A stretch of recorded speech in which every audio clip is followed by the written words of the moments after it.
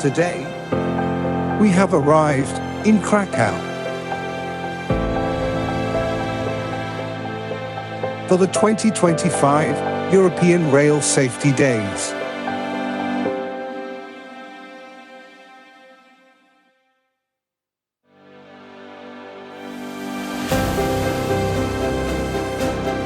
In 2018, the journey started with the Safety Summit in Dubrovnik. The next station was Porto, with the European Rail Safety Days in 2021.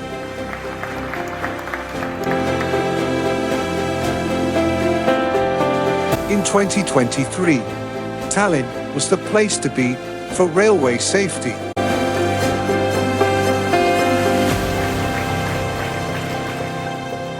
Today, we have arrived in Krakow for the 2025 European Rail Safety Days.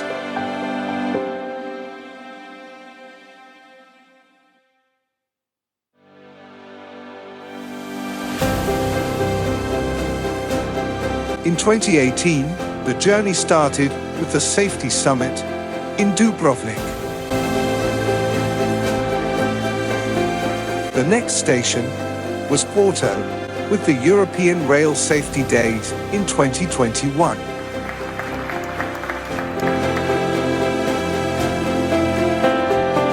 In 2023, Tallinn was the place to be for railway safety.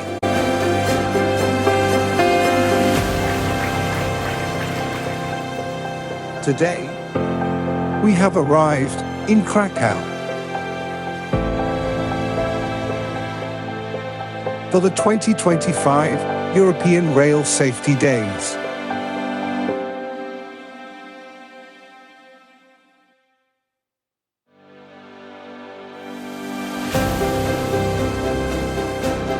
In 2018, the journey started with the Safety Summit in Dubrovnik. The next station was Porto, with the European Rail Safety Days in 2021.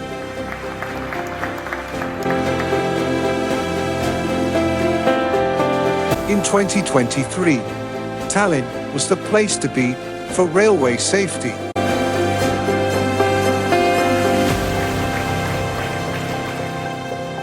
Today, we have arrived in Krakow for the 2025 European Rail Safety Days.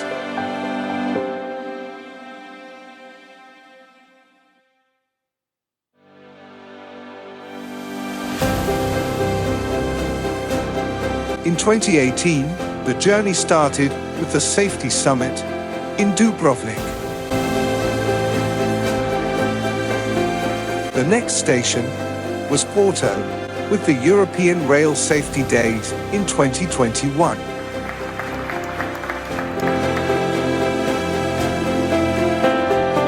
In 2023, Tallinn was the place to be for railway safety.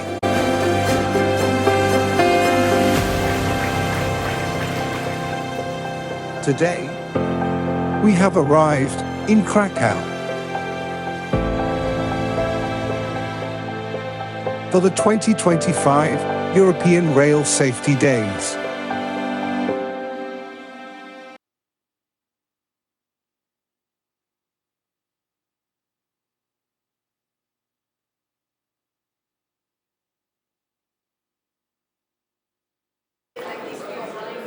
We're on.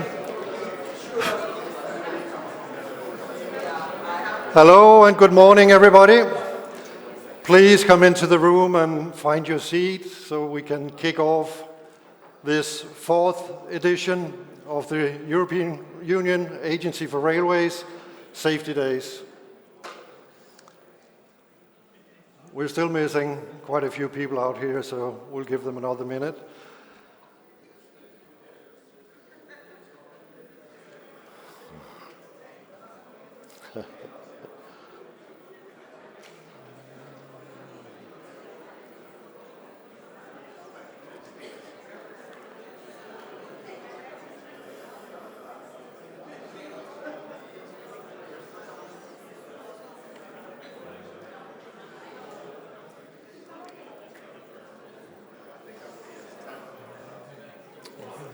Morning.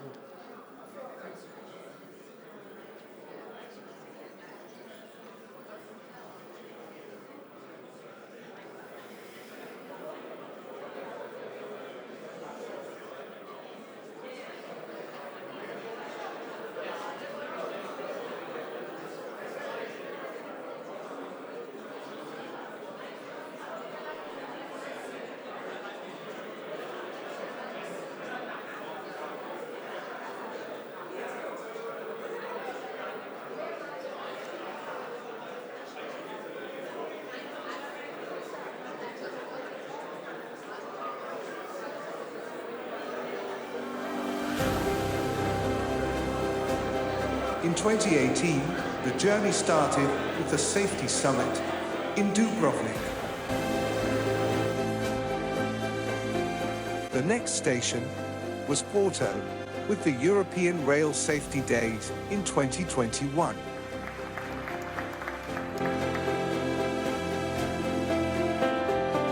In 2023, Tallinn was the place to be for railway safety.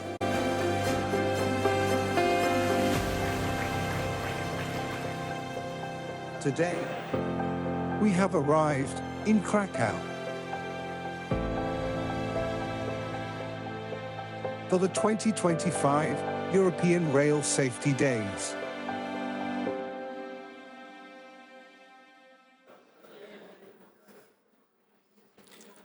Okay, good morning everybody.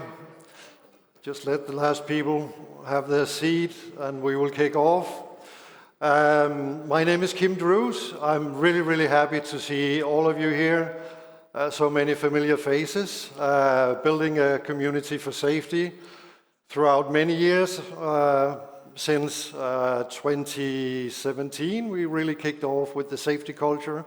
And I think we have managed and succeeded in building a community for safety around Europe with very good connections, very good networking. I can hear you already have a very good ambience. Please answer your phone, Ludwig, if you want to.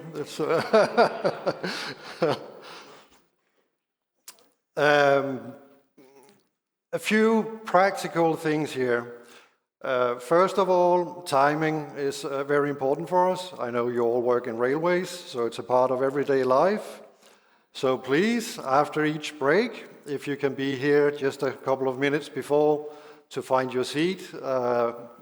Otherwise, we will be late on the agenda and it will be an even longer day. So help yourself to be on time here. We have built a program which, as always, we hope will give you some inspiration, some food for thoughts, and even some practical tools to take back home, and hopefully there will be things also from the 10 workshops we have that you can take and utilize at home to create additional value. And basically it's about safety. So we do not wish to keep things tight.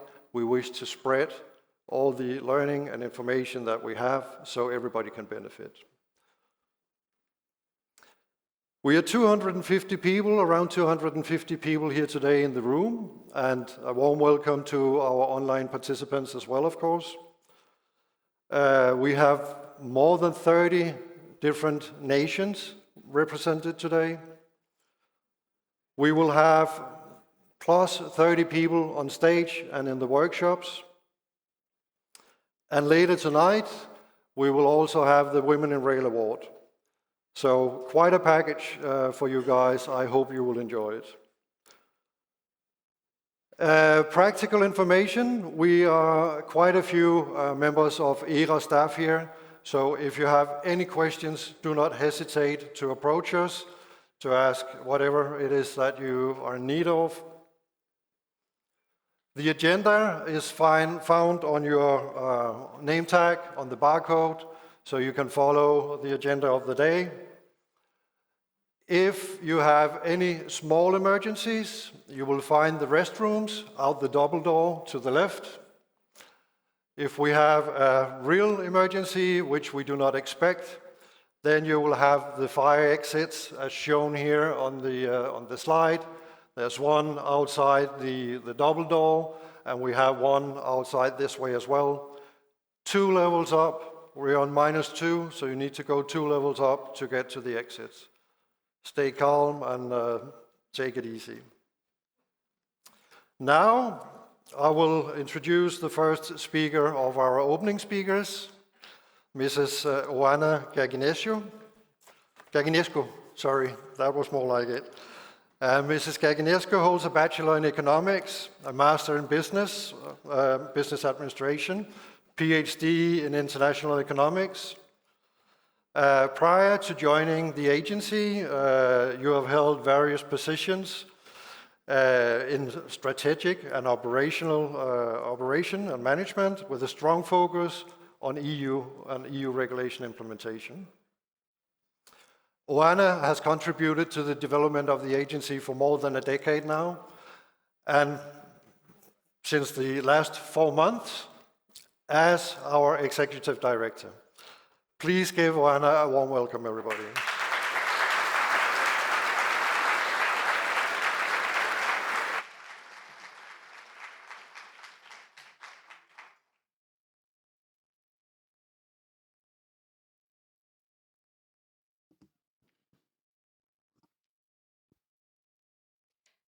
Good morning, ladies and gentlemen. I suppose you hear me well. The name was already introduced by Kim. I will spare you the repetition of that. Very nice to see you all here. So starting on a more formal note, dear Head of Unit of the Unit dealing with safety and interoperability at the European Commission, dear Joachim. Dear President of the Management Board of PKP PLK, dear Piotr, dear participants in the room and dear participants online, I'm very happy to welcome you to a very important event for the agency and for the railway community in Europe, which is the 4th edition of the European Rail Safety Days.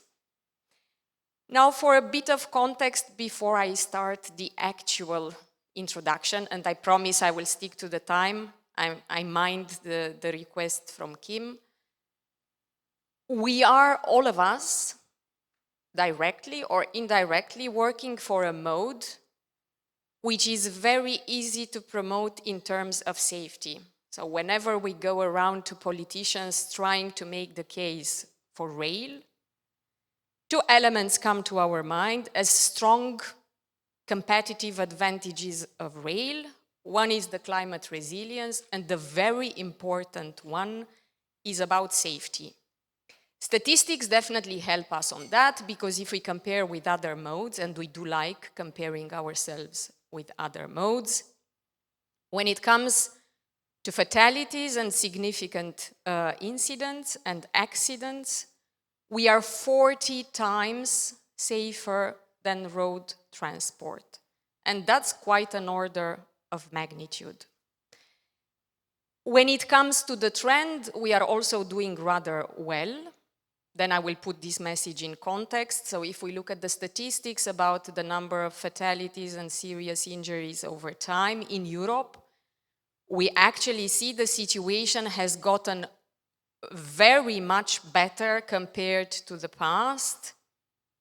But this is a trend which is unfortunately getting rather stable now and not going down. So that's an element of attention for all of us.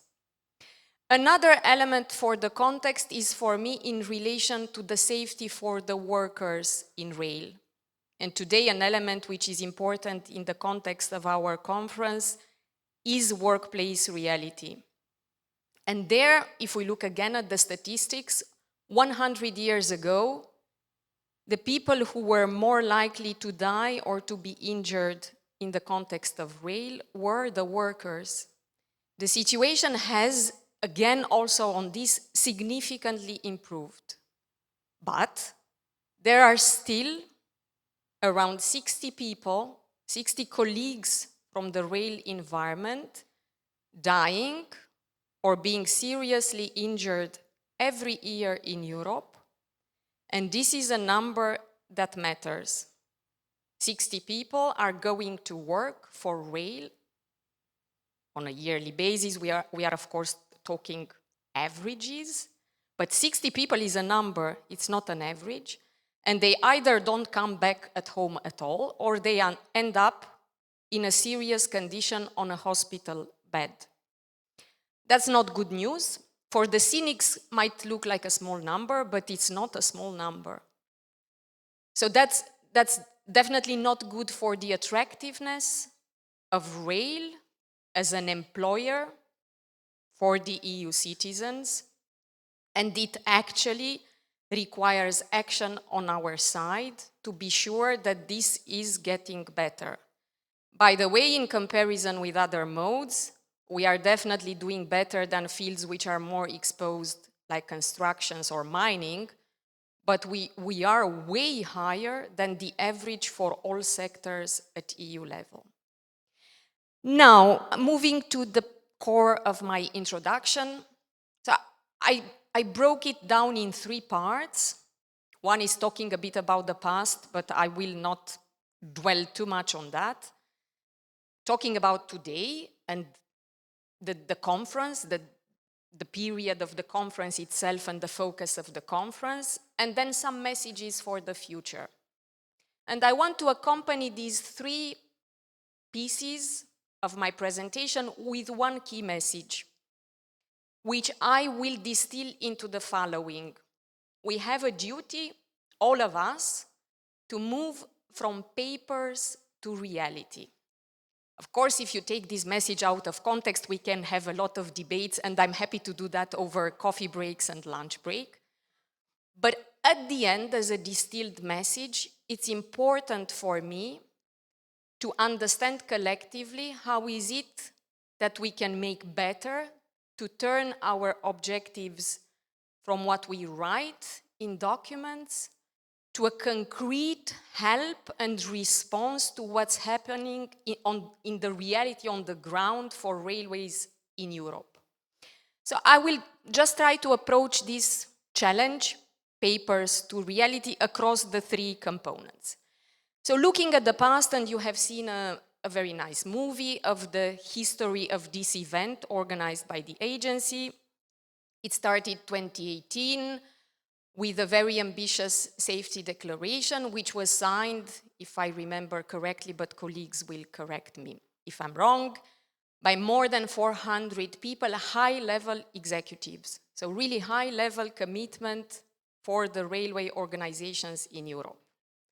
We didn't stop there. In 2021, we went on as an organization, and there was a high-scale, large-scale survey, the Safety Culture Survey, with more than 46,000 respondents.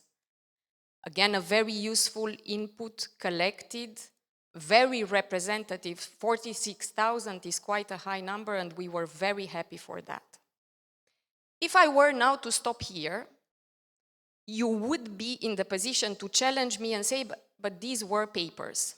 A declaration is a paper. The survey results are also a paper.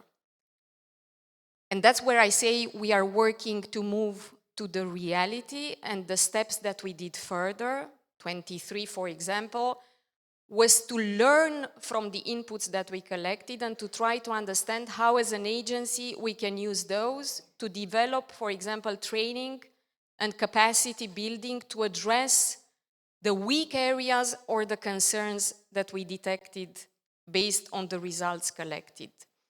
And we haven't stopped there. That's the reason for which we are here today, discussing about a very concrete topic, which is the workplace reality.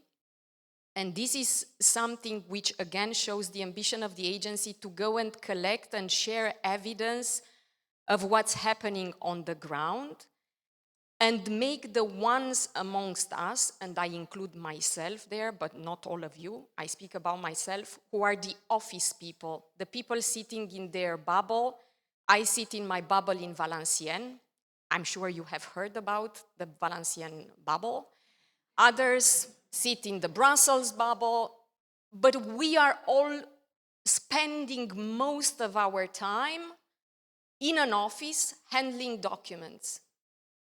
And what we need to do is to actually try to link those documents with a better understanding of the reality on the ground. The importance of doing that is also to avoid abrupt reactions, because when an accident or an incident hits, and we have seen that, reactions are very abrupt. We are all taken by surprise, and there tends to be even an exaggerated response to a crisis by doing things which would have better been prepared in a proactive approach, by getting in closer contact with the ground, understanding the reality, than responding with a political abrupt decision which can be very costly, and then driving the discussion around how expensive safety is, but also making people lose the faith and the credibility in the case for safety in rail. That's the history part. For the present, so for the conference today and the following days, we are mirroring the challenge from paper to reality, I think, all across the concept of the conference. I think the first session is even named Closer to the Tracks. So that's exactly where we want to understand the operational risk management seen from the eyes of those who are there working on the ground and implementing the processes that some other people write in their offices. The next session is about bridging between the people on the ground and what I call the people in the offices. They can be regulators, they can be auditors, they can be the managers of the companies, they can be the inspectors. So all the office people getting the chance to have the exchanges with the people on the ground. The third part, let's say, of the conference will look at experiences from other sectors, which I think is also important to be able to remain open as a mode. And then, of course, that's all nicely complemented by 10 workshops. So again, pragmatism, we want to discuss concrete elements, and the technical visits, for which I would actually like to thank the Polish authorities and the Polish sector for their very good support. Still on the conference, I would like to highlight one element which is very dear to me, which is the Women in Rail workshop and award. Equity, diversity in the workplace are clearly a key factor for success, a key factor for a functional organization and for performance. So it's very dear to my heart to be able to link the award of the Women in Rail prizes on the occasion of this conference, and we will have the occasion to see very, very nice presentations from individuals and organizations who are striving for diversity and gender diversity in particular at the level of their organizations. The future part. So I did past, present. What is it that we are looking at for the future as an organization, and especially in my capacity of newly appointed executive director, not so new, but still, it's, as Kim said, it's quite fresh. I will, of course, follow the same from the papers to the reality. So that's something which is guiding me on several topics, and on safety, which is a key priority in particular. If I can summarize in some key points, one is that we need to make rail credible and attractive for the workforce, and by doing that for the passengers as well. So all our efforts need to be put to maintaining the good reputation of rail in terms of safety, but to working as well on the challenges that I mentioned before, because statistics are bright, but not so bright. The second point is to move from the reactive, as I said before, the reactive, abrupt approach when bad things happen, to a more proactive knowledge collection and learning.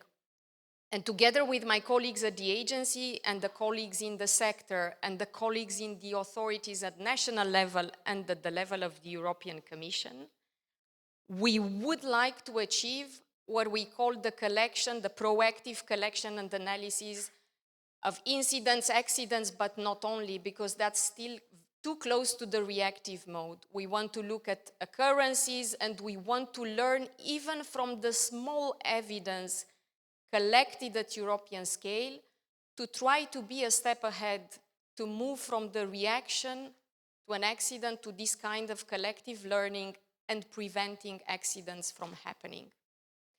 The third element is about technology. I think it's important to refer to that. The ones who have listened to me by now will know that I cannot spare any occasion to refer to ERTMS, and there I go. I use this occasion as well to raise attention on the key added value that this system brings at European level, not only from a capacity economical point of view. It has huge benefits in terms of safety, and this is an element which, if it's properly integrated with the safety management systems and with the human factor, with the trained drivers, it's a key success for boosting safety at European level. The next element which I would like to refer is to the common safety methods that the agency is working on, and for which our efforts are really meant to build those on a clear understanding of what's happening in Europe. So we don't want those to remain papers, but we want those to become instruments that can be easily applied at national and organizational level. And the last point with which I will conclude my introduction is about helping. We see in Europe the order of magnitude of variance between safety performance is huge between member states, and that goes for organizations as well. That means we need a risk-based monitoring of the situation of safety at European level, and as an agency we need to be ready with the proper level of resources to support with capacity building. Just showing a stick through audits that we organize and saying the situation is not good enough, and writing action plans and sending the action plans at national level and informing the Commission is important, but that will not solve, at least in a short space of time, the challenges that we have with low levels of safety maturity in some parts of Europe. And for me as an executive director and for my team, it's important to actually be able to complement what I called the stick with a more proactive approach, looking at the needs on the ground and offering the capacity building that is needed at authorities level, but of course also at sector level in terms of increasing safety maturity and safety performance. And with this, I will close my speech. I'm looking at Kim. I think I exceeded the time, so I apologize for that. But we are in rail, so I think I can be excused for that. I wish all of us very good exchanges at the conference over these days, and I'm very happy actually in the breaks or in the sessions to be able to exchange with you on specific matters that you would like to raise with me. Thank you.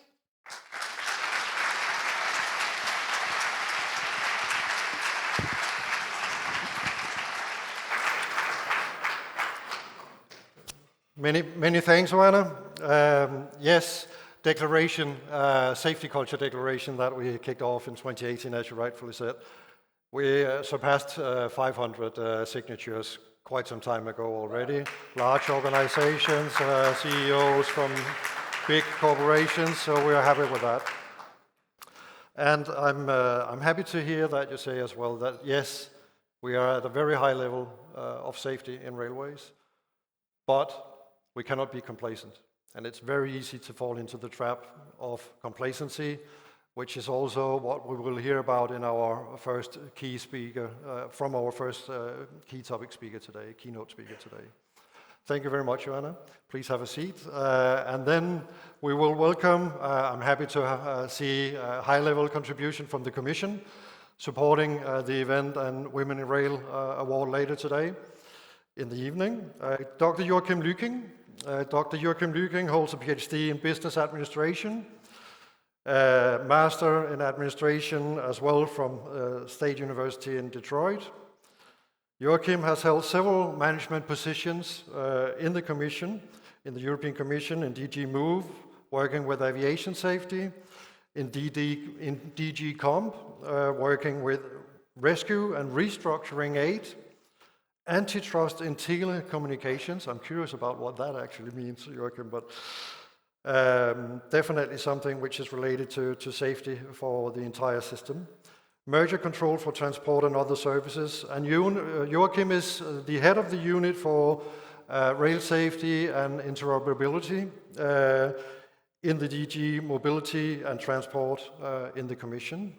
Since January this year, actually. Yes, sorry for that. So Joachim is actually responsible for implementing and developing European policy in this area for railways and interoperability, including oversight of the agency and the Europe's Rail Joint Undertaking. Please give Joachim a warm welcome. The stage is yours, Joachim.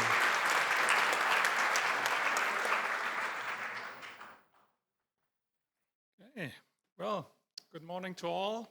Dear Mr. Liborski, Joanna, dear participants. It's a great honor to welcome you to this year's Rail Safety Days conference. As we gather here today, we are reminded of the critical importance of safety in the railway industry.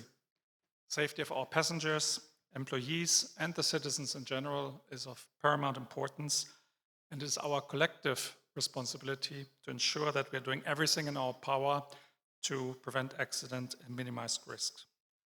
Now, we heard it already from Moana, the safety record of rail is good, and quite a lot of progress has been made in the recent years. The agency has reported that the number of significant accidents and resulting casualties has decreased steadily since 2010.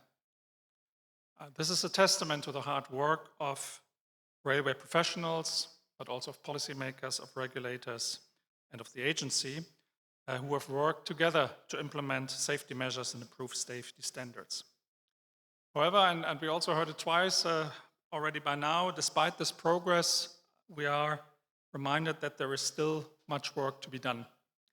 When you look at the same report, you find that the number of internal accidents, such as collisions and derailments, has been stagnating, and that the overall toll of railway accidents remains high. And also, and again I'd like to echo Oana here, we see that there are important geographic differences, and we cannot afford that some parts of the European railway network are safer than others. The whole single European railway area must be equally safe. And there are not only human costs to accidents, but also economic ones. In the same report of the agency, the cost of significant accidents alone was estimated at around 4 billion euros in 2022. A statistic which serves as a reminder that our work is far from over and that we must continue to strive for excellence and safety. One of the key areas of focus for this conference will be the importance of safety culture in the railway industry. Safety culture refers to the way in which safety is managed and prioritized within an organization. It is critical that we foster a culture of safety that permeates every level of the organization and the industry. This means creating an environment in which employees feel free and safe to speak out, to raise safety concerns, to report them, and then in an area in which safety is prioritized above everything else. To achieve this, we must develop mutual trust, confidence, and learning, a culture in which all actors contribute to the improvement of safety. This requires a commitment to transparency, to accountability and open communication, as well as a willingness to learn from mistakes and near misses. Mistakes will always happen, but learning from them is important. By fostering a safety culture, we can create an environment in which safety is not only a priority, but a core value that guides the everyday aspects of our work. Another key area of focus for the conference will be the importance of technology and innovation in improving rail safety. Advances in technology, such as the development of advanced train protection systems and automatic signaling, have the potential to significantly improve safety standards. We also heard about the special role that we think ERTMS, our signal system, can play in this respect. It has been designed not only to increase interoperability, but also to make the railway system safer.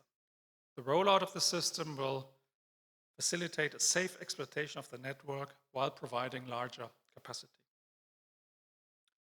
In addition to these topics, we will also explore a number of other important issues, such as the importance of safety certification, the role of regulatory bodies, the need for international cooperation and collaboration.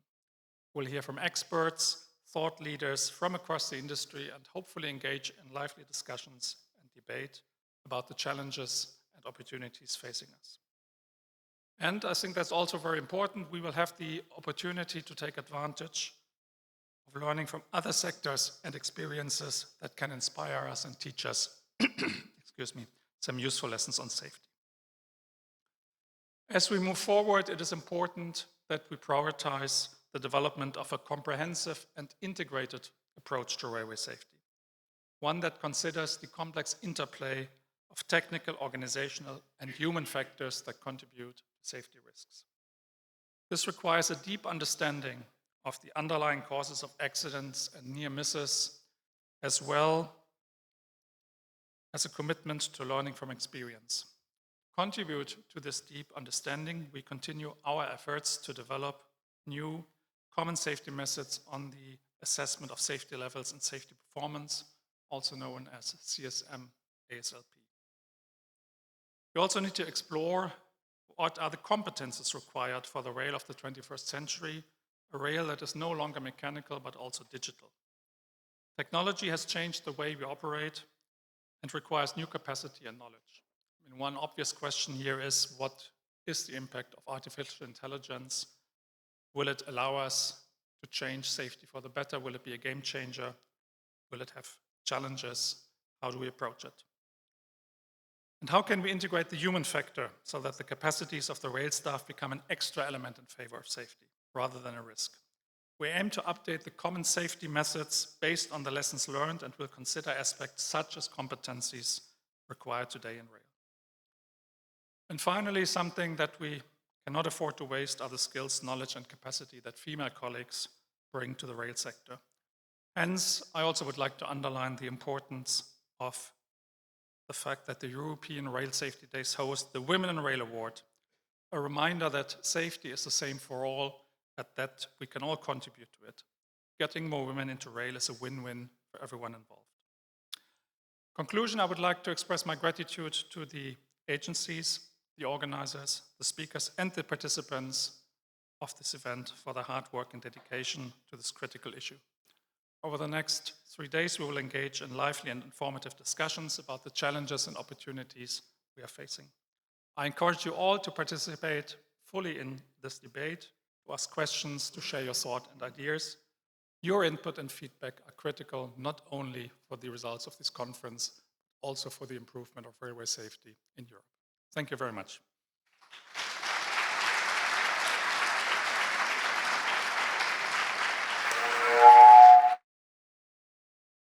Thank you very much, Joachim, for giving a bit of perspective. I'm happy to hear that it's a priority for you with the possibility to challenge, to speak up, to create the trust needed to get the feedback so we can actually learn and improve. We have quite a few items on that part, on just culture, that we provide trainings within, and it's a key topic. Of course, we need to break down those hierarchical barriers that we sometimes see. Cultural, it might be as well, that you're not really allowed to speak up, you just need to do what you're told. That's not how we will learn, that's not how we will improve.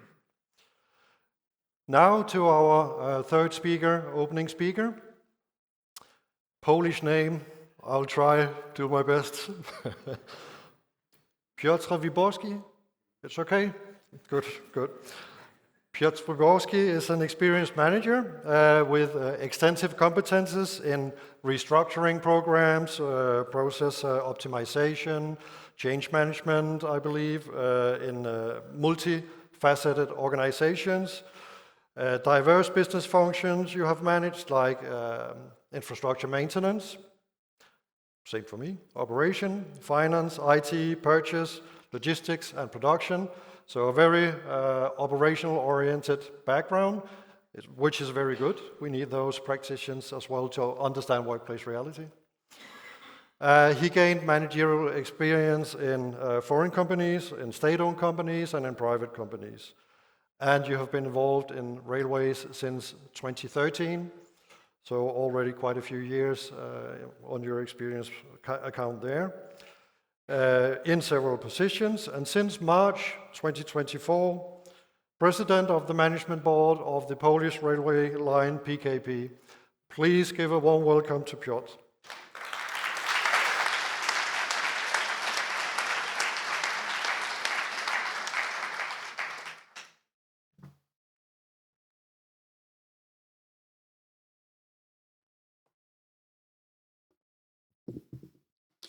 Dear Joanna, dear Mr. Looking, ladies and gentlemen, good morning. It's a great honor for me to welcome you in Kraków for the European Railway Safety Days.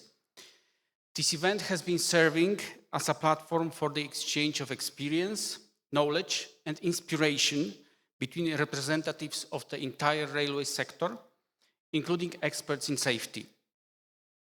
We are pleased that PLK, Polish Railway Lines, have been a regular and long-standing participant in this forum, which uniquely bridges the European perspective with the realities of everyday railway operations.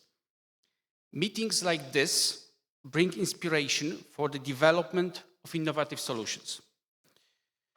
European railways find themselves currently at a pivotal moment.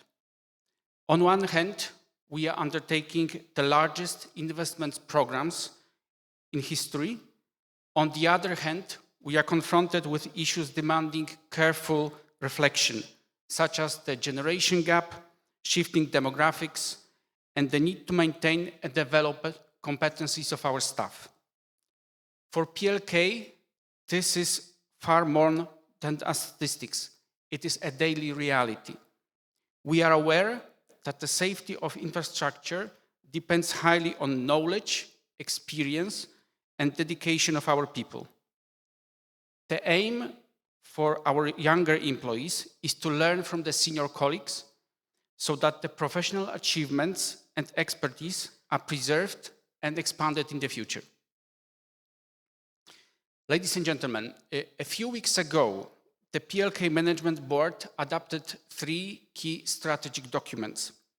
The first one is the 2025 Safety Culture Enhancement Strategy, designed to transition from a culture of blame to a learning-oriented culture, based on transparent communication and commitment to achieving zero accidents.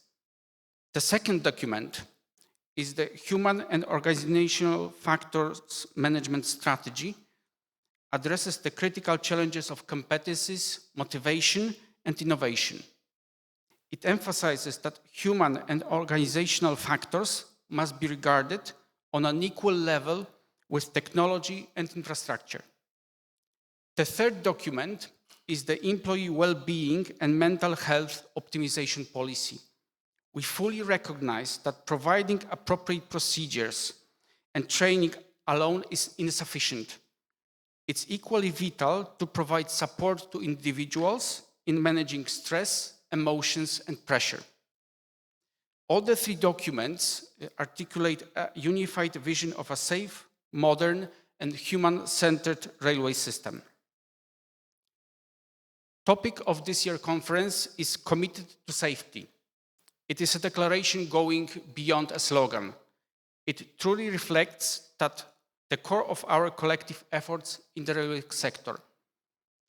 This aspect is an essential complement to the management system, as safety is not merely a set of values or declarations, but the everyday experience of railway employees, their challenges, responsibilities, and professional attitudes, rooted in real working conditions. I'm convinced that the conference and workshops in Kraków will bring tangible results, not only declarations, but practical solutions that will support the entire European railway sector in efforts to become safer, more resilient, and increasingly modern. I wish you engaging discussions, inspiring encounters, and satisfaction in contributing to a community which, although composed of many diverse groups, shares a common goal: safety of passengers and railway employees. Thank you for your attention.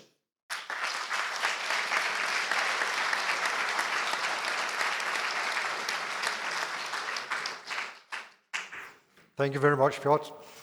We would like to have a photo of the three of you on stage or before the screen, as you prefer. What do you think, Sarah? No, Andrea, sorry. Do you want to have them on stage or in front of the screen or on stage? Thanks.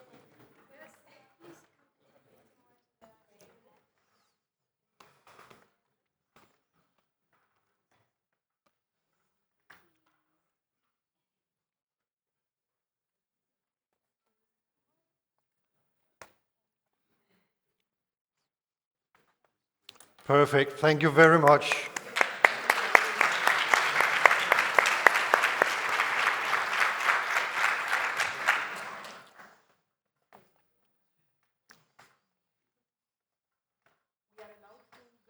Please.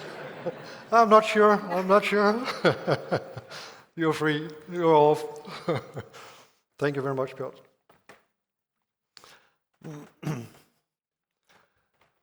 Thank you to our opening speakers, and thank you especially to the Polish Railway, the Polish sector, the NSA and the PKP, not at least, for assisting us in preparing this, and not at least the technical visits that we have on Friday. Thank you very much for that. Your support is necessary, and we appreciate it very much. So the red line for this edition of Safety Days is, as you already heard, understand workplace reality. Understand workplace reality is, as you see up here, fundamental F2. It's a part of the European Railway Safety Culture Model, ER Safety Culture Model. Understand workplace reality is about working conditions, system complexity, and reporting. But in other words and plain words, we need to understand how things are done in reality. Do we have a system on one side which is designed and described processes, instructions, guides, etc., that we cannot really follow, or we do things differently? Then how can we mitigate risk if we do not know what is going on in reality? So, of course, understanding workplace reality is fundamental, but it's difficult as well. We work in railways. We have operations 24/7 in all parts of Europe. So when you're working inside a national infrastructure manager, you have hundreds or thousands of kilometers of track with operations 24/7. So it's not that easy. It's complex. So how can we do that? Hopefully, we will hear some good clues and good examples, good practices throughout these 2 days in managing that. Structure of the conference is that we have 3 sessions. So the first one today, and then in the afternoon we have the workshops. Then later today we will have the networking dinner and the Women in Rail Award, as already mentioned. And tomorrow we have the next 2 sessions, the technical sessions, and Friday technical visits. Each session will be chaired by a chairperson with 3 or 4 speakers in each session. So we will have the chairperson presenting those speakers. They will remain on the stage here, and after we have had those 3 or 4 speakers, we will have time for questions and answers. And for question and answers, we also have the possibility to have questions, of course. We have a Slido app with a barcode, which I thought would be here. It's not. We will find the barcode and bring it up. It's for the, there it is, thank you. Sorry, it was my mistake here. So for online participants, you're welcome to use this barcode to ask questions. You in the room, you're welcome to use the barcode to write questions if you prefer that. But of course, you can raise your hand and we will have microphones circulating to have your questions when we have the panel. Okay, I think that's enough from me on that side. So now we have our first, no, one more thing, sorry. Friday, when we have the technical visits, I hope you know which technical visits you are signed up for. I need to inform you, those who are going to technical visits 4 and 5, you need to go to the reception desk where you had your name tag today to get a pass for Friday. So you need to do that today around lunchtime. So those going to technical visits 3 and 4, you need to pass the reception desk. All clear? Good. So, our first keynote speaker, Dr. Marcin Nazaruk. Nazaruk or Nazaruk? Same, but different. Marcin is an award-winning global expert in proactive learning who helps companies to apply learning from normal work. It is related to what Oana mentioned, that we might end up in our kind of complacency, seeing everything is safe, we do not have that many accidents. How do we manage to actually keep safety on top of mind and to continue learning so we do not end up having that surprise of the fatal accident that nobody saw coming? We've seen many examples of that over time, and that's usually what happens if we do not keep safety in forefront of the mind of our staff and our leaders. Marcin is also the author of a book called Learning from Normal Work, How to Reduce Risk When Nothing Goes Wrong. So exactly that topic that we are discussing here. Lead auditor for the oil and gas industry guides on the topic of learning from normal work.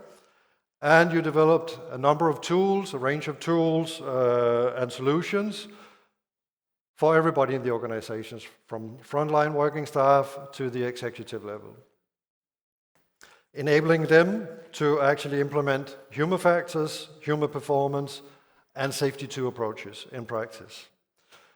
So please give Marcin a warm welcome. Marcin, take the stage. The stage is yours.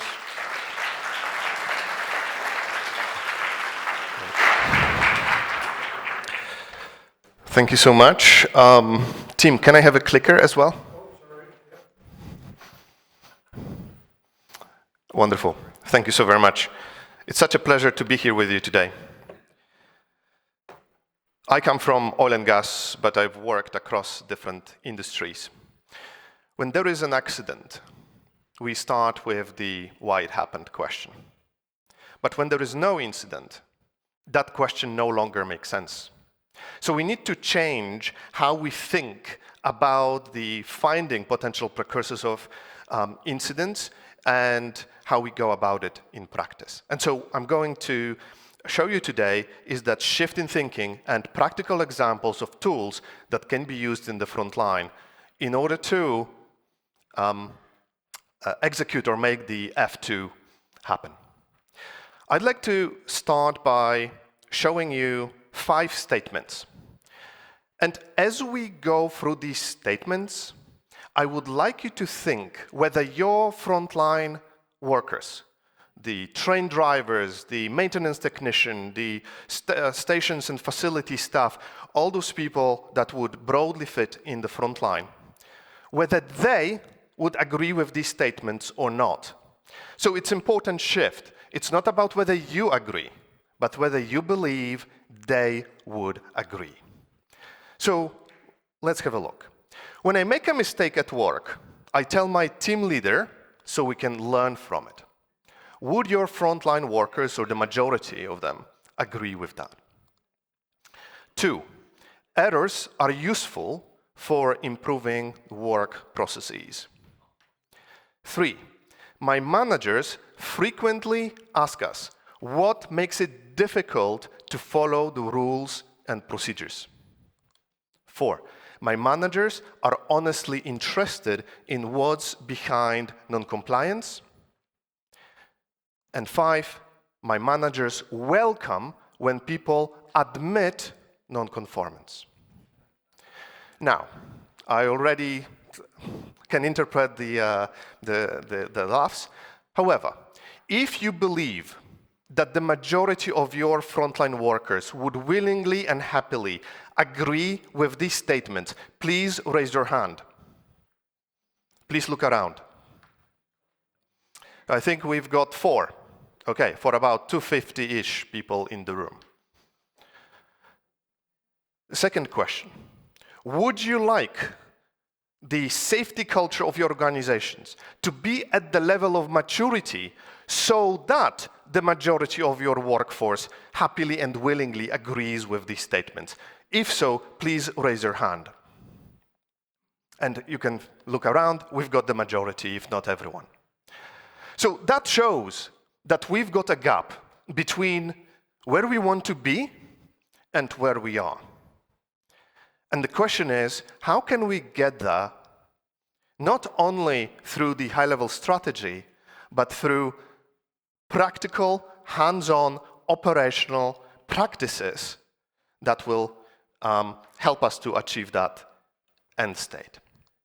And so what I would like to show you today will be informed by my experience in oil and gas, but not only. We work in many high-risk industries, and over the years, I was in very privileged position to be able to do science, safety science, and then including PhD on safety culture and safety leadership, and then for many years work in the front line on the shop floor, finding ways to operationalize that science in practice.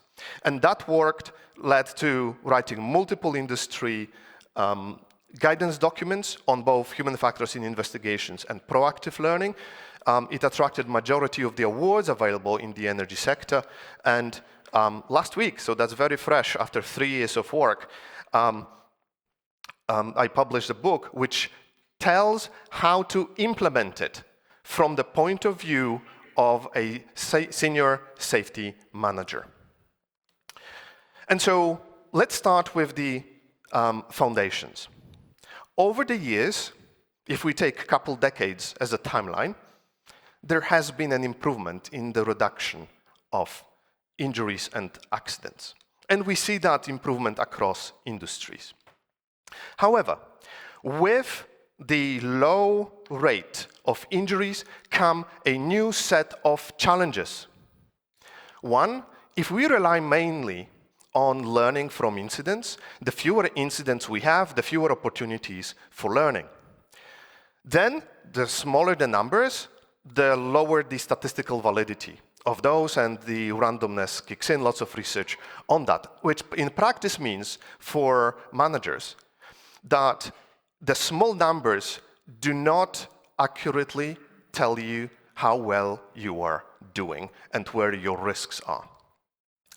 Then we see, as the evolution of application of behavioral safety, many organizations report that unsafe behavior is no longer, or focusing on unsafe behavior is no longer sufficient to reduce the risk, and leaders express frustration because of the repeat accidents.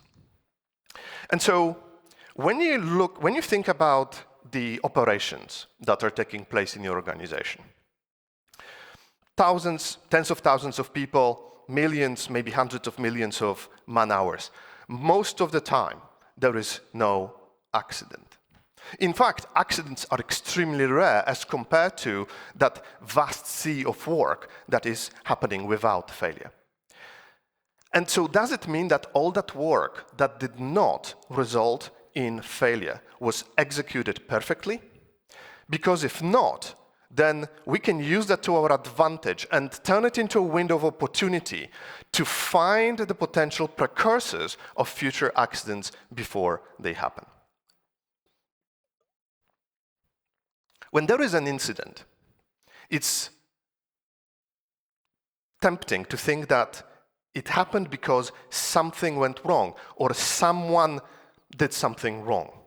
For example, someone didn't follow a procedure or there was some sort of technical failure. Equally, when there is no incident, it's tempting to think that it happened because all the rules were followed, all the controls were in place, and all the barriers were effective. However, when we look into the work that did not result in an accident, we see exactly the same things that we find in accident investigation reports. And because I do this for a living and I see this every week, I'm happy to bet my money that I could take your recent accident investigation report, extract the findings, go to a place, area, or job that have the same activity, and I would find either the same or very similar things that were labeled as causes in the report. And so that takes us to the definition of normal work. Normal work is how people deal with and adapt to challenges and variable conditions as part of their job. So, for example, using a crane to lift a load. Every time an operator does it, there may be something different about the situation. For example, less time available than planned, additional people in the area, one person being off work, or correct tools not available, such as lifting slings. And now, operators have to deal with those things in the best way they can, combining their experience, expertise, and resources available to them in a way that makes sense to them given their circumstances. And so adapting to overcome those different challenges is what needs to be done. It is normal work. And so learning from normal work is about proactively looking into the things that make the work difficult, challenging, or frustrating. But it's important here to highlight that we think of it in a different way. It's not sufficient to think about unsafe acts or unsafe conditions. Many things that contribute to risk would not be easily classified as such, and I'll show you a number of examples. And here you see the first thing. If there was an incident during that lift, and we then did conduct an investigation, the things that in bullet points, you could easily imagine them being called root causes in an accident investigation report. And yet, most of the time, people deal with those things effectively so that we actually don't have failure. And there is a growing recognition that we don't have to wait for an accident to learn and to find those precursors of accidents. Here you see some examples of industry guidance from maritime, aviation, oil and gas, the one I wrote, and in the US, we had also the American Society of Safety Professionals published their guidance on, or integrated the importance of proactive learning with the safety management system. So this is growing. The recognition is growing, but the question is, how do we do that in practice? And what does it look like? And there are different ways to learn from normal work. I'll show you some examples of that. But here you see a spectrum. On the left-hand side, you see things that are easier to do, quicker to do, but will give you less insight. And as we go to the right, they take a little bit more and more time. They're more and more involved, require more and more preparation, but also will give you more depth and breadth of your insight going possibly into organizational factors, resource management, strategies, etc., as we think on the things on the right-hand side. So I'll show you the examples of conversation, walkthrough, talk-through, and learning team. Here is a quick industrial example just to show what that means in practice.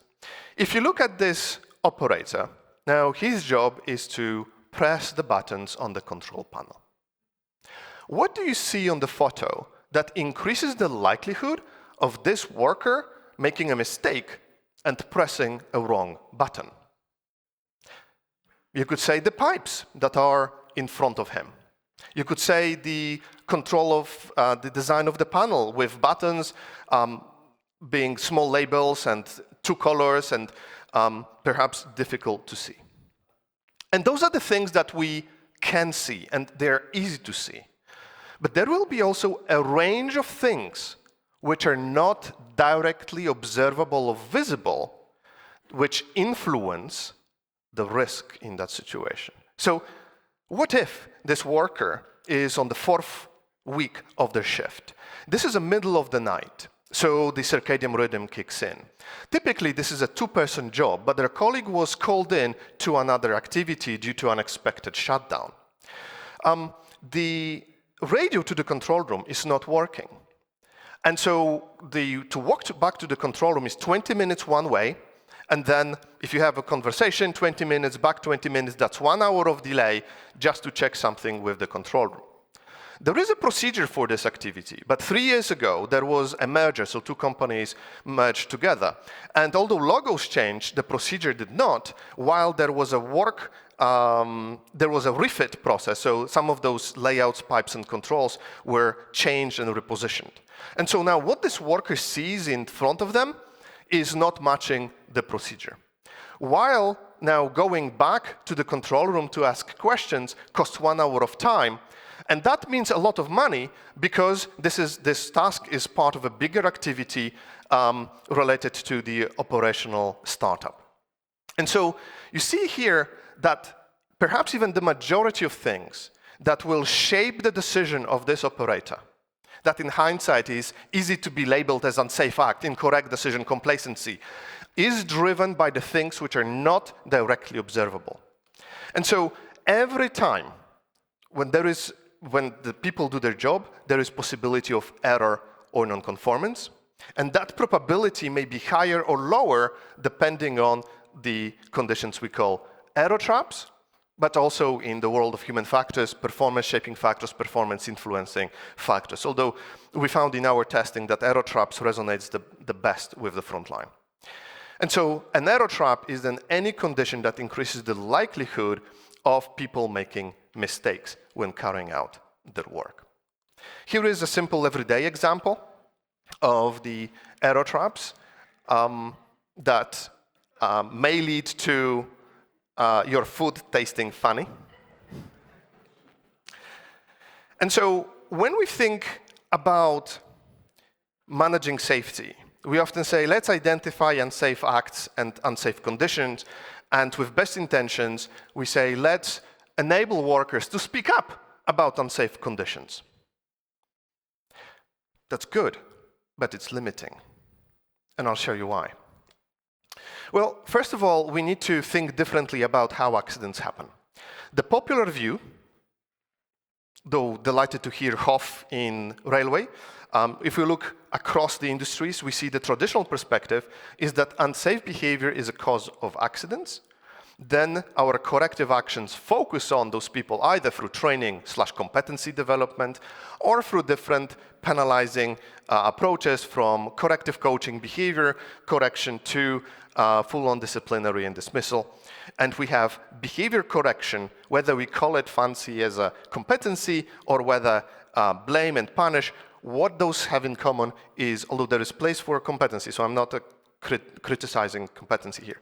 But what those have in common is that the focus is on a person, whereas call it modern, although it's not new, many decades, sees unsafe behavior as the symptom of things which are difficult to see. And so then our focus is on those conditions, error traps, and then learning from normal work is a practical framework to enable different stakeholders in the organization to make it happen in practice to deliver value and reduce risk in a proactive manner. And when we think about unsafe behaviors, there are many different reasons why behaviors occur. Majority of them difficult, very difficult to see for leaders. Operational constraints, resource constraints, and then organizational factors. What happens at the different levels of management, that decisions that co-create those constraints that then our frontline operators have to deal with. Operation dilemmas. For example, I've got a job with a hard deadline for 3 hours. But if I follow the procedure to the letter, it will take me 5 hours. What do I do? That is a dilemma. And when they say, okay, I'll prioritize the risk of financial implications or cost related to delay, and I know the steps, some of them are double checks from the engineering team, and then I do it in 3 hours, and then we come in and say, no, this is unsafe, this is wrong, you should have done something different, but we are completely missing so-called the cost of alternative. So what would happen if I actually followed the rules to the letter? And in fact, there is research showing that rigid compliance is damaging to organizations because it tends to stop the processes and flow. Difference between how the work is prescribed, how it's done, workers' understanding of the context, and what works in practice. And so most of those things are difficult to observe directly, and so but they are there. And so in order to elicit those, in order to discover those, we need to drive, or we need to have skilled conversations. And I'll show you some examples of those. Here is an example, an excerpt from a report published by Equinor. So this is a Norwegian oil and gas company that asked over 4,000 frontline workers what makes it difficult to comply with life-saving rules. So life-saving rules in oil and gas are those areas of work that include high energies, and if something goes wrong, there is likelihood that people can die. And so some companies went into hardcore messaging saying, if you are caught not following those rules, you are gone, no questions asked. But you see that when we ask this question, what makes it difficult? So in this case, what makes it difficult to work at height? We see that there are many genuine reasons. So for example, there are no hooks when I'm climbing, or I don't know how much weight can be put on the hooking points, or my harness is not physically compatible with the system on the wall, being I have my harness, but I cannot physically connect. And so it's easy to say, oh, you did not comply or you behaved unsafely. But the things that we call unsafe acts, most of the time, are adaptations to the system constraints. And so I would like to show you now a couple examples of those practical tools and techniques. We'll start with the questions. Questions matter, and it is a skill. It's a skill that we see requires practice and effort. And I'll give you some examples of questions that use different psychological techniques embedded in it in order to unpack what's behind it. So actually, before I do that, I want to do a quick demonstration. I will ask you two sets of questions, and as I'm asking you these questions, imagine it's me asking that directly to you. Please pay special attention to how these questions make you feel. So whether these questions make you feel relaxed and willing to say more, or whether these questions put you on the defensive and anxious. Let's see how you feel. I noticed you used a wrong tool. Did you follow the procedure? Why did you make this mistake? With one word, shout out one word, how these questions made you feel. Offended, accused, blamed. Let's try the second set. Help me to understand your task. What makes this job difficult? How would you improve this process? Again, shout out one word, how this second set of questions made you feel. Respected, comfortable, listened, cared for. So there is a big difference. And so what you would be willing to tell me is directly proportionate to how my questions make you feel. And so The questions on the left are based on the belief that I know better. I'm an expert leader, I've got power and authority, I know better, and I'm here to check on you to ensure that you are doing everything correctly, and then possibly correct you if needed. The questions on the right, they are based on the position that you know better, Mr. and Mrs. Worker. And I'm here to learn from you. I want to become your student. And this is a very powerful shift in power that then empowers the workers to speak up because it puts them in a place of authority. And also, the questions on the left are also called you questions. So I noticed you, did you, why did you? And they imply there is something wrong with you or about you. And that automatically kicks in our psychological defensive mechanisms, which are then experienced as blame, attack, and may lead to withdrawal or playing games. So how we ask questions and what our questions focus on makes a big difference. Here are a few other examples. What is getting in the way of completing this task safely and efficiently? This is based on the idea of barriers for success. So instead of asking why something went wrong, we say, this is our success, this is our goal, what is stopping you to get there? What makes it difficult? What do you need to be set up for success or to do it safely? Questions about the needs are very simple in terms of the language, but very powerfully explore the gaps with resources. Because if I've got a job and I say, okay, I need this and I don't have it, then that means I will be using either workarounds or something else will happen to overcome that gap. That can then lead to undesired behaviors or using things that we don't want. What is the advantage of doing it this way? Very powerful question for unsafe behaviors. Why are you standing under the suspended load? It's easy to judge, it's difficult to ask. Or tell me about situations when you need to deviate from procedures to complete the job. This is based on the idea of variability. Being non-compliance is not coming from people being complacent and lazy and not caring about work, vast majority of the time, but it is from the conditions, including those related to procedures. And so non-compliance will be variable. So for example, during the conversation, everything may be fine. But when we ask these questions, we may discover that it's actually on Friday evenings that we have a temporary project. There's more people coming, contractors coming, and they take our slings, which means your risk of failure is higher on Friday evening than it is on Wednesday morning. So here is an example of, as we move on that spectrum, conversations, simple questions, we move to the right. This is a walk-through, talk-through. In this technique, we break the job into steps, and then we ask these questions for each step one by one. So this activity is preventative maintenance on a lathe machine.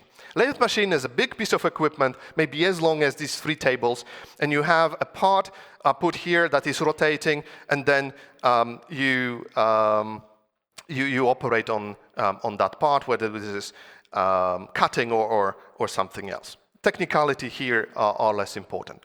The tool itself is you start with the steps. So in this case, it was review the oil level, change the air filter, check the air pressure, and so on. In the second column, we've got potential consequence, because the failure happens at the step level. And some steps have potential to release energy that can kill, and other steps will not have that potential. And so we use that to prioritize. And then in the third column, we've got the error traps. So if we look at the step 3, we see that it is check that the air pressure is 85 psi. Too much pressure can lead to equipment damage. And then when we talked to the operator, they told us that the pressure units on the machine are expressed in megapascals, while the units in the procedure use psi, which means that the same physical pressure is now expressed with different numbers, which then can lead to, for example, mistakes or errors in the setup and possibly to damaging the equipment or the part. And so we use that then to inform the proactive or the corrective actions, And so in this case, this could be addressing or improving the procedure. In this example, this was a simple lift. So lift being, you have this 7-ton spool being lifted with a 10-ton crane. The simple lift means up, side, down. And there was no accident when we did that. So this is not an investigation. But when we ask those questions about what makes it difficult, we found out that workers said, we are too close to the line of fire. We are too close to the load. Why is that? Because I've got a cable-type control system. So if this moves in the wrong direction, then I can get hit. Okay, so what else is going on? Well, because of that, and because of the size of the spool, I cannot see what's on the other side. But there is very little space, so I need precision and control. So I need a spotter. The spotter is there, but I cannot see the spotter as well, so we use verbal commands. Now, the remote has buttons left, right, up, and down. So imagine we are doing this together. I'm the operator, you are my spotter. You say, move left. Now, your left, if we point to the same direction, is now my right. And then I press the wrong button, too close to the load, bam, we have a life-changing injury. So here, we were able to, when we asked, what do you need, we were able to implement a remote system, so they immediately were able to move away from the load, and that eliminated the need for the spotter, eliminated the risk of miscommunication, and so on. What's important, when we apply this technique in the North America over a period of 18 months, in a proactive manner, we reduced the accidents by 37%. Even though they were not accident investigations, these were not driven by failure. These were driven by risk, concerns, what were on people's minds. And so the important lesson here is that if there was an accident during that lift, and we did an investigation, we would probably have found exactly the same things we found now. The things that will cause your next accident exist today. It's just people deal with those things effectively most of the time. And so we are coming to an end. If you would like to learn more, please join me in the workshop at 4 o'clock. I'll show you some fun techniques, how to predict an adaptation workaround, error and non-compliance in a proactive way, and how to identify those precursors very practically. I'll show you some questioning technique that can help us to do that. But also I have a few books and also discussion cards to ask about error traps. So I hope to see you there.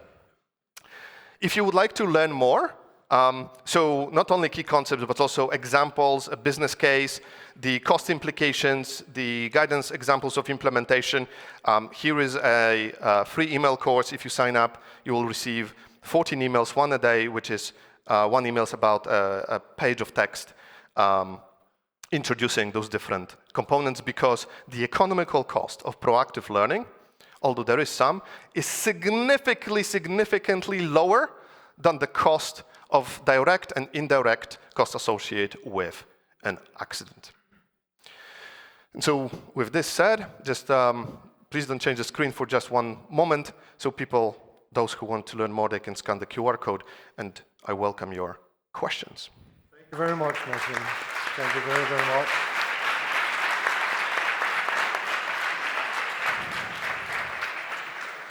Thank you very much for a very inspiring presentation. I am so happy to endorse everything that you presented here. Variabilities is the terminology we use for all the things that are not necessarily in place in everyday work.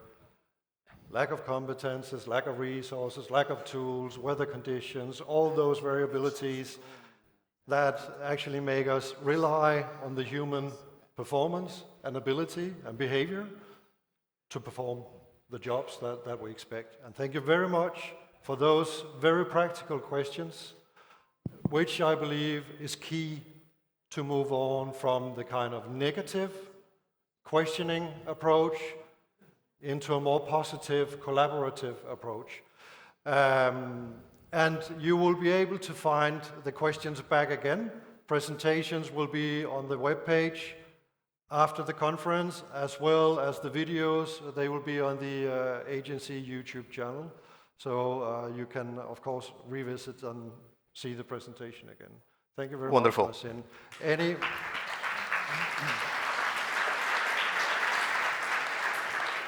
Any questions for Marcin, either from online or in the room? They're already online? Oh, there is one on the Okay. screen here. That screen is not showed on the main, but we have one here. So should I take that one? Let's see if we have any questions from the room. We have one from Björn down there, Gregory.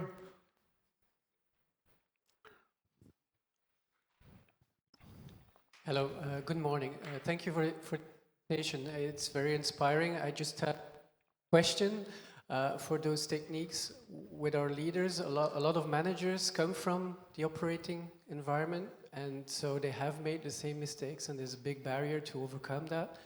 Is there some advice you could give to the room how to manage that, how to approach that? Mm-hmm. Thank you so much. When we work with leaders, we find that leaders are a core enabler of success. In fact, we have seen attempts to implement in the front line without involving the operational leaders, and there was almost 100% failure with those. So how do we work with leaders? Enabling leaders to do it well requires 3 elements. One is a mindset shift. So this is that reframing, seeing behavior differently, not as when we see something unsafe or undesired, not necessarily as a form of complacency, a symptom of a bad person, but as something that is a result of dealing with circumstances and conditions which are not directly observable. That mindset needs to be developed. It's not taken for granted, and we can think of it as a skill. The second thing is questioning skills.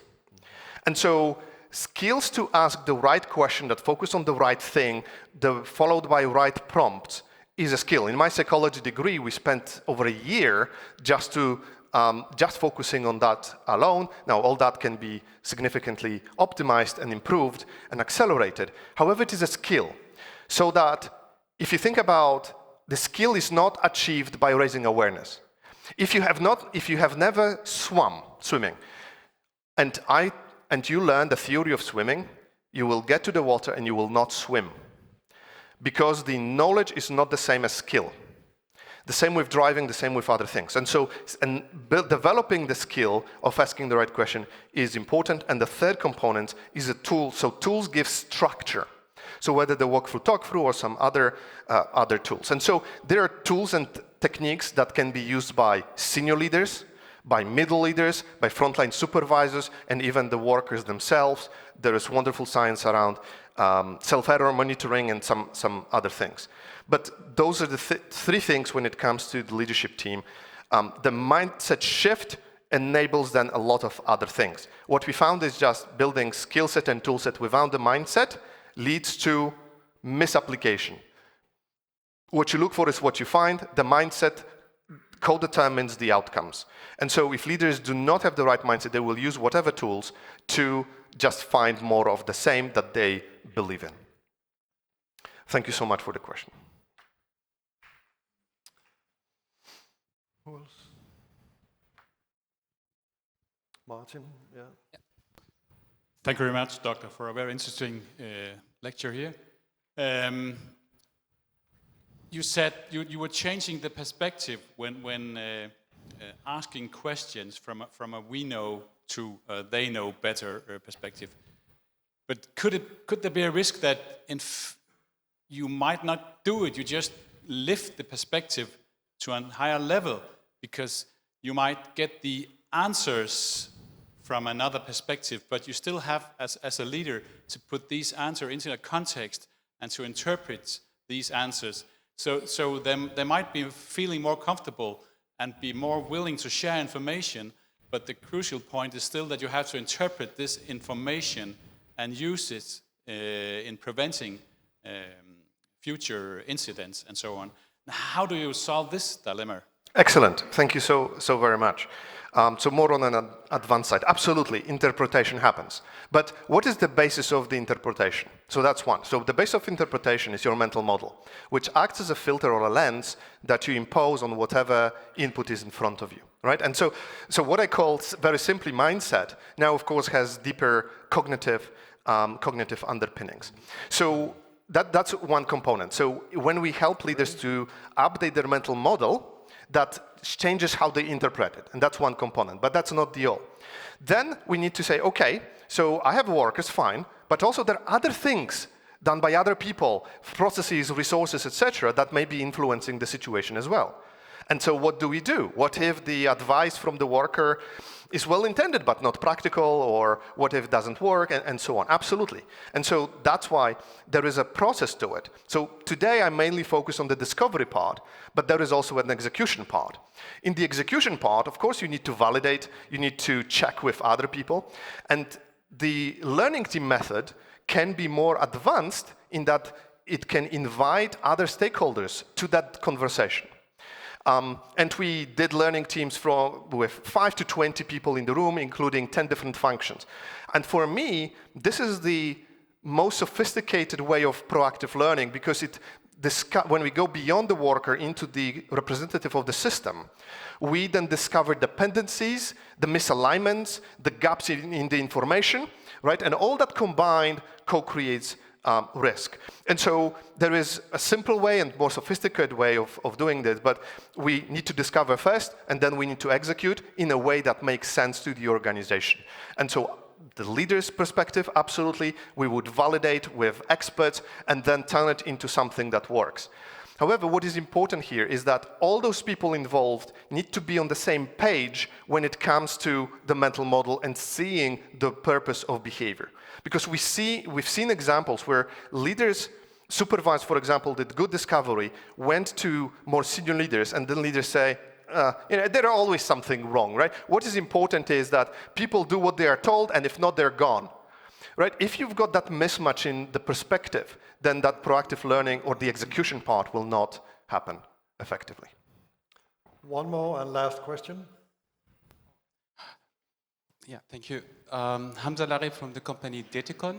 I have a question mostly from the technological perspective. How you see the new technology when it comes to AI, big data, predictive maintenance, and enhancing the safety culture in every company, and how we can use those technologies for the future in order to develop our own safety culture and help every company to enhance their digital agendas, respecting every safety matters in the company. Excellent, thank you. And I'll give you a couple examples. One, we already have an AI model trained on our content and our approach that acts as a coach. You're presented with a scenario of unsafe situation, and then you have to ask questions. You ask your question, which that works in all languages. You ask your question, and then the AI have double role. One, it answers from the point of view of a worker. If you ask a question, why did you do this? Or what on earth is going on? They will push back, and they may even challenge you back or become dismissive or defensive. But if you ask a high quality question, they will tell you more about the context. Then you've got a coach answer. So the coach will comment on what was the good or bad about your question, how to improve it. You will get a score, you will get that component. And so if you ask bad question a couple times, this AI worker can even refuse talking to you. So it's very lifelike, it's natural language, and it's wonderful for learning, and it's easily scalable for learning or to developing skills across the organization.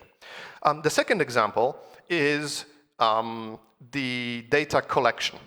So here, because the discovery relies on a skillful conversation, what we can do, there's simple and advanced technology. Simple is just recording, voice recording, then that is transcribed, and it's automatically then formatted for you in the right way with the right focus. There are different common mistakes that this can help you to avoid and reduces the time to develop a report ready for presentation. That's an easy way, although I appreciate all the security and data protection challenges related to that. The second, more advanced, is the live support. So we are now in the process of trialing smart glasses with the live input or live coaching.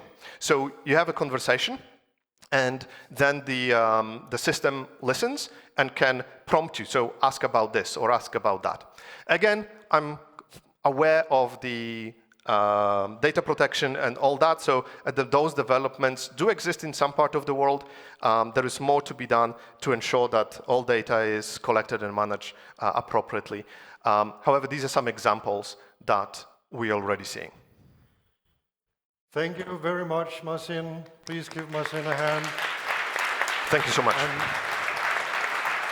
And Juan, will you have a picture with Marcin on the stage here, please? Yeah, I hope so. One piece of practical information is that if anybody in here do not wish to be on any photos or video, please exchange your blue lanyard to a white lanyard at the reception desk where you had your name tag. Apart from that, we have reached the first break, the coffee break, outside the room here, and we are back at 11. Please make sure that you are in here seated so we can leave the platform at 11. Thank you, guys.